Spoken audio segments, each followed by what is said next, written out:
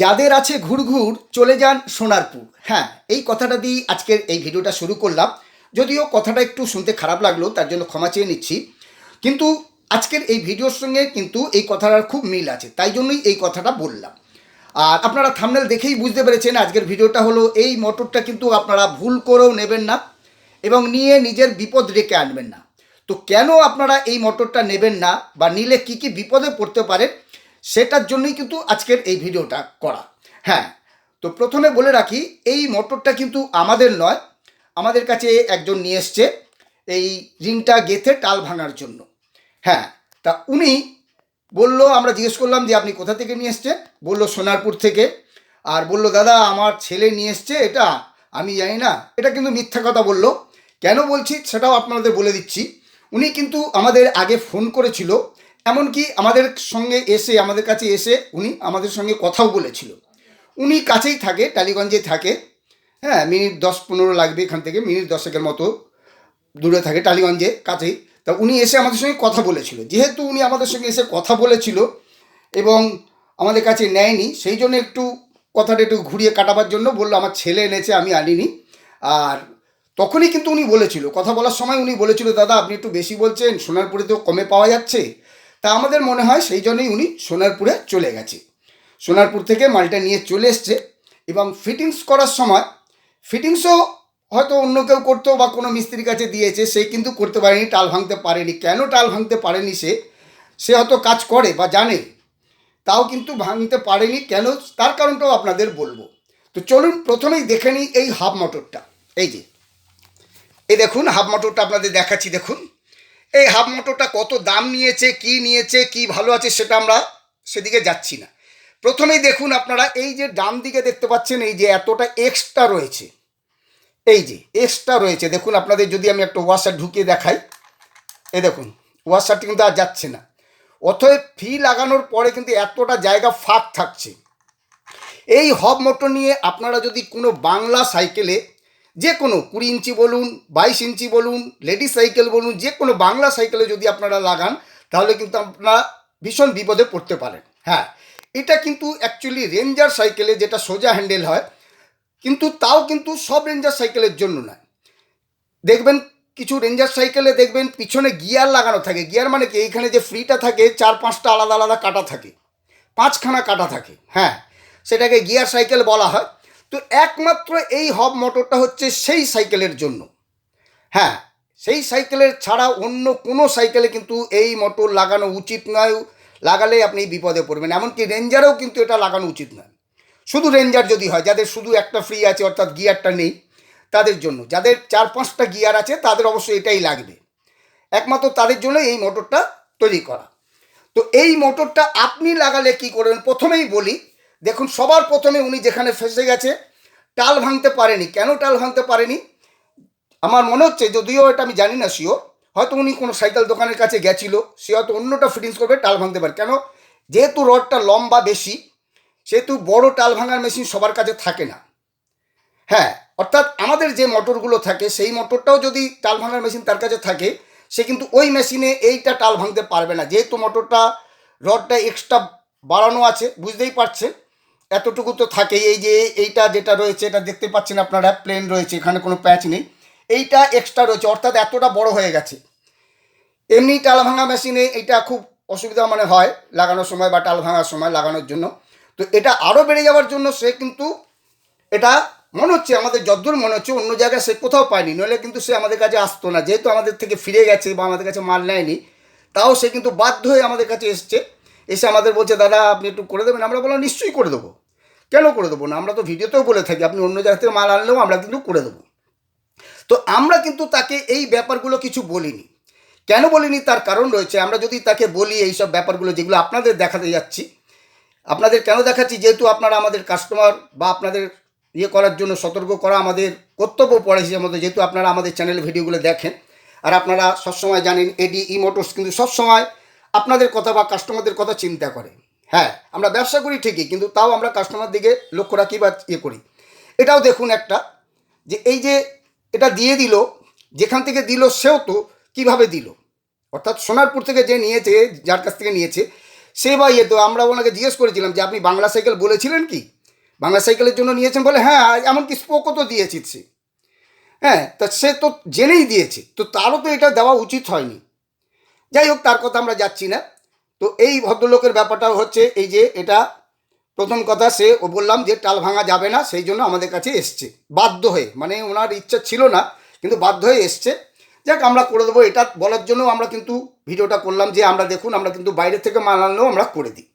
এটা গেল এক নাম্বার। সবার প্রথম বিপদ হচ্ছে যে যখন আপনি এর পরের বার, এখন তো আমরা করে দিচ্ছি ঠিক আছে, পরের বার যখন টাল ভাঙাবে বা টায়ার পাল্টাবে, কোনো কারণে টিউব পাল্টাবে, যখন খুলবে, মোট কথা যখন খুলে যখন ইয়ে করতে হবে, টায়ার মানে টালটা ভাঙতে হবে তাকে, হ্যাঁ, বা রিং পাল্টাবে কোনো কারণে, তখন কিন্তু সে অসুবিধায় পড়বে। এটা হচ্ছে সবার প্রথম, এটা খুব মানে ছোটোখাটো ব্যাপার, সেটা যাই হোক, তবুও কিন্তু এটা পড়বে।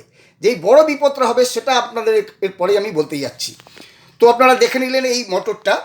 এটা এবার কি হবে, যখন আপনি এটা বাংলা সাইকেলে লাগাতে যাবেন, আগেই বললাম বাংলা সাইকেল, যে কোনো সাইকেল, লেডি সাইকেল হোক, 20 ইঞ্চি হোক, 22 ইঞ্চি হোক, যে কোনো সাইকেলে যখন আপনি লাগাতে যাবেন, তখন আপনাকে কিন্তু ফ্রেমটাকে বাড়াতে হবে, মানে টেনে ফ্রেমের ফাঁকটাকে, এই যে দুটো ফাঁক রয়েছে মানে ফ্রেমটা যেখানে ঢোকে এইভাবে, যেটা ইয়েটা ঢোকে, সেই রডটাকে বলুন বা পাইপটাকে বলুন, কিন্তু টেনে বাড়াতে হবে। এমনিতেই এটা আমাদের এমনি সাইকেলে হাফ মোটর থেকে একটু চওড়া থাকে, মানে লম্বা বেশি হয়, ফাঁকটা বেশি হয়, তারপরও এক্সট্রা এতটা যখনই এটা টানা হবে বা চার্জ দেওয়া হবে, তখন এই যে গোড়ার যেদিকে মানে পাইপটা যেখানে লেগেছে, যেখান থেকে দুটো পাইপ বার হয়েছে সাইকেলে, ওই পাইপের ওখানটা কিন্তু চিড় খেয়ে যাবে বা ভেঙে যাবে। হ্যাঁ, নতুন সাইকেল হলে হয়তো এখন এই মুহূর্তে হবে না, কিন্তু পুরনো সাইকেল হলে আপনার এখন যদি নাও হয়, কোনো রকমে লাগিয়েও দেয়, যখনই আপনি কোনো একটু গাড্ডা ফাড্ডায় পড়বেন বা কিছু ইয়েতে হবে, তখন কিন্তু ওখান থেকে আপনার সাইকেলের ফ্রেমটা ভাঙবে। সবার প্রথমে বড় বিপদ হলো এটা। ব্যাপারটা বুঝতেই পারছেন, এতটা ফাঁক করতে হবে, এমনিতে অল্প একটু ফাঁক করতেই হয়, তারপরে একদিকে, দুদিকে হলে কোনো ব্যাপার ছিল না, তবু ব্যালেন্সটা ঠিক থাকতো, কিন্তু একদিকে এতটা এক্সট্রা, 1 ইঞ্চির থেকেও বেশি বলতে গেলেন, আরও বেশি ওটা ফাঁক করতে হবে। তাহলে যেখান থেকে ফাঁকটা হচ্ছে, অর্থাৎ সেই গোড়াটা যেখানে থাকবে পাইপের, এই যে পাইপের যে গোড়াটা, সেখানে কিন্তু টোল খেয়ে যাবে বা সেখানেই হয়ে যাবে। সেখান থেকে পরে যখন গাড্ডায় ফাড্ডায় পড়বে বা কিছু হবে বা পিছনে লোড নিয়ে চালালে, তখন কিন্তু ওখানে ভেঙে যাবার, ওই পাইপটা ভেঙে যাবার, অর্থাৎ ডান দিকে যে পাইপটা আছে ভেঙে যাবার, ওটাকে চেন স্টে বলা হয়, সাইকেলের ভাষায় ওটাকে চেন স্টে বলা হয়। তো ওই চেন স্টেটা ভেঙে যাবার, একটা ডান দিকের ইয়েটা ভেঙে যাবার চান্স থাকবে, এটা 1 নাম্বার। দ্বিতীয় নাম্বার, এটা তো ফাঁকা থাকবে, একটা বাজে লাগবে, সেটা তো বাদই দিন, সেটা দরকার নেই, হয়তো দেখার কোনো ব্যাপার নেই যে ঠিক আছে লাগছে বাজে লাগছে দেখুক, কোনো ব্যাপার না। কিন্তু 2 নাম্বার যেটা হচ্ছে, আপনি চেন কভার লাগাতে পারবেন না। ফুল চেন কভার তো বাদই দিলাম, ফুল চেন কভার তো স্বপ্নের ব্যাপার, ফুল চেন কভার তো লাগবেই না, কিন্তু সাইড চেন কভার বলুন, সরি, হাফ চেন কভার বা কোয়ার্টার চেন কভার, কোনোটাই কিন্তু আপনি লাগাতে পারবেন না। লাগালেও আপনার চেনটা গার্ড হবে না। এতে কি হবে, যখন আপনি প্যাডেল করবেন, কোনো কারণে ব্যাটারি চার্জ শেষ হয়ে গেল, আপনি প্যাডেল করে চালাচ্ছেন, তখন কিন্তু আপনার প্যান্ট ধরে নেবে, চেনের কাঁটায় ধরে নেবে বা চেনের মধ্যে ধরবে, কালি তো লাগবেই, এমনকি ছিঁড়েও যেতে পারে। হ্যাঁ, যেটার জন্যই আমরা চেন কভারটা সাধারণত লাগাই। কোয়ার্টার চেন কভারও অন্তত লাগানো হয়, যাতে চেনটা গার্ড থাকে, প্যান্ট বলুন বা ইয়ে বলুন কালি না লাগে, এমনকি ছিঁড়ে না যায় ওই কাঁটার মধ্যে আটকে। তো সেটা লাগাতে পারছেন না। 3 নাম্বার হলো, এই রিংটাও কিন্তু যখন আপনি চালাবেন, রিংটাও কিন্তু বারবার টাল হবে, অর্থাৎ স্পোক কেটে যাবে, কারণ যেহেতু একদিকে বেশি বেড়ে যাচ্ছে, এটা মিডিলে ব্যালেন্স থাকছে না। আমাদের এমনি কি হয়, যখন আমরা করি দুদিকে সমান থাকে, মিডিলে ব্যালেন্স থাকে, এটা কিন্তু ব্যালেন্স থাকছে না, একদিকে পাইপটা বেশি বেড়ে যাচ্ছে, অর্থাৎ রিংটাও কিন্তু সেইভাবেই হয়, যখনই আপনি গাড্ডায় পড়বেন ইয়ে হবে, তখন কিন্তু আপনার রিংয়ের স্পোকগুলো কেটে যাওয়ার চান্স থাকবে, উড়ে যাওয়ার চান্স থাকবে একটু লোড পড়লে। হ্যাঁ, কারণ রিংটাও এক সাইডে লাগানো থাকছে, একদিকে পুরোটা এতটা ফাঁকা থাকছে, এটা একটা ব্যালেন্সের ব্যাপার থাকে। যাই হোক, সেই জন্য এটা কিন্তু আপনার থাকছে। তাহলে বুঝতেই পারছেন, এটা কিন্তু এমনি মোটরে থাকে না। এমনি আপনি যদি অন্য মোটর নেন, দেখাচ্ছি আপনাদের, দেখুন, এই একটা আমাদের মোটর দাও তো, 1 মিনিট আপনাদের দেখাচ্ছি, দেখুন, এই যে আমাদের মোটর দেখুন, আমাদের মোটরে কিন্তু এই যে দেখুন, একদম এই দেখুন, আমাদের এখানে কিন্তু কোনো এক্সট্রা ইয়ে নেই, দেখুন, আমরা ওয়াশারও একটা ঢুকে রেখে দিয়েছি, দেখুন একদম চলে যাচ্ছে, দেখুন এখানে কিন্তু ওয়াশার যদি আপনি দেখেন, এই দেখুন ওয়াশার যাচ্ছে না, এখানে নাট তো যাবেই না, তা বুঝতেই পারছেন ব্যাপারটা। এ তো আর বলার কোনো ব্যাপার না। দেখুন আমাদের এখানে কিন্তু এটা ব্যাপার থাকবে না, এটা সমানভাবে দুদিকে কিন্তু সমানভাবে পাইপটা থাকবে, ব্যালেন্স থাকবে, রিংটা মিডিলে একদম থাকবে, অর্থাৎ রিংটা টাল হওয়ার চান্স থাকবে না। এটা কিন্তু যেহেতু আগেই বললাম একদিকে বেশি ফাঁক থাকবে, একদিকেই হবে, রিংটাও কিন্তু একটা ডিসব্যালেন্সের ব্যাপার থাকবে। এটা হয়তো এমনিভাবে বোঝা যাবে না, কিন্তু যখনই আপনি গাড্ডায় পড়বেন, যখনই কোনো লোড পড়বে পিছনে, তখন কিন্তু ফটাফট স্পোকগুলো কাটার ব্যাপার চান্স থাকবে। তো ব্যাপারটা বোঝা গেল। দেখুন উনি কম দামে কিনেছে ঠিকই, কিন্তু নিজের বিপদ ডেকে নিয়েছে। ওনাকে আমরা এইসব বলিনি কিন্তু, কারণ বললেই ভাববে হয়তো যে হয়তো উনি অন্য জায়গা থেকে কিনে এনেছে বলে এখন এইসব বলছি আমরা। তাই জন্য ওনাকে আমরা এগুলো কিন্তু কোনো কথাই আমরা কিন্তু বলিনি। আমরা বললাম হ্যাঁ করে দেবো। তখন আমাদের কাজ চলছিল, আমাদের ফিটিংস হচ্ছিল সাইকেল, একটা সাইকেলের মোটর ফিটিংস হচ্ছিলো। আমরা বললাম যে আপনি রেখে যান, রাত্রিবেলা নিয়ে যাবেন। তো উনি বললো ঠিক আছে, আমি কালকে নিয়ে যাব। রেখে দিয়ে চলে গেল। তো আমরা এখন আমরা ফিটিংস করতে গিয়ে আমরা ভাবলাম ব্যাপারটা আপনাদের দেখাই। দাম আমরা জিজ্ঞেস করলাম, ঠিকই কথা, আমাদের থেকে কমেই পেয়েছে, কম দামে দিয়েছে। তো কিন্তু কিভাবে দিল সেটা এবার আপনারা নিশ্চয়ই বুঝতে পারছেন, আপনাদের কাছে পরিষ্কার।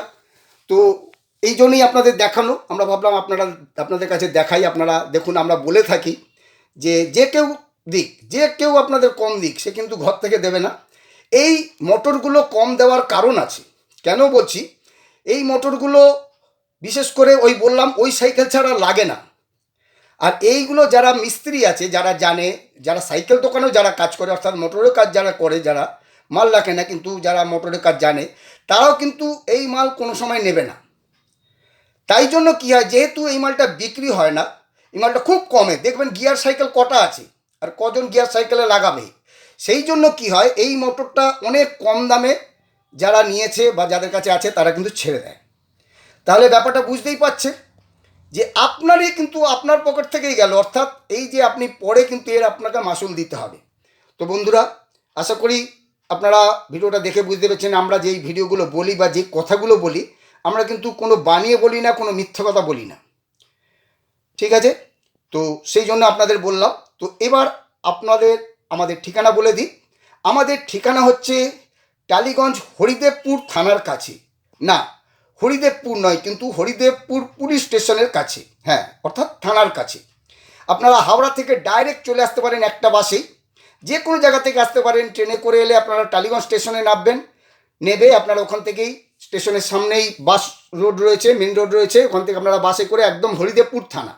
খালি একটা কথা মনে রাখবেন, হরিদেবপুর থানা।